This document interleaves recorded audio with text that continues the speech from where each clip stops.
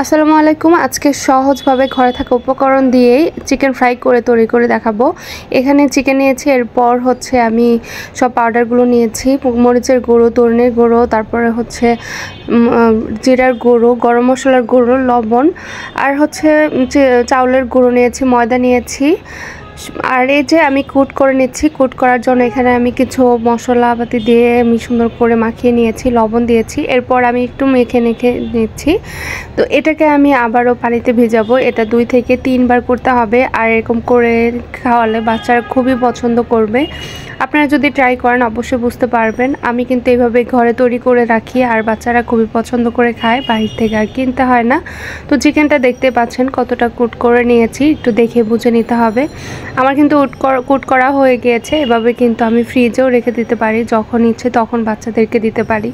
তো এটা আমি তেল গরম হওয়ার পরে আমি ফ্রাইগুলো করে নিচ্ছি। আর যখন চিকেনটা একটু লাল হয়ে যাবে, একটু কালারটা ব্রাউন কালার হয়ে যাবে, তখনই আমি কিন্তু চিকেনটাকে উল্টে পাল্টে নিয়েছিলাম, এরপর নামিয়ে নিয়েছি। তো এভাবে চিকেন করলে আপনারা অবশ্যই মজা পাবেন, আর খেতেও খুব ভালো লাগবে। ঘরে থাকা উপকরণ দিয়ে তৈরি, বোঝাই যাবে না, মনে হচ্ছে যে একদমই কেনা। আপনারা অবশ্যই ট্রাই করবেন, কেমন লাগবে অবশ্যই জানাবেন। লাইক করতে ভুলবেন না, কমেন্টস করতে ভুলবেন না। যারা নতুন আমার চ্যানেলে এসেছেন অবশ্যই লাইক কমেন্ট করবেন।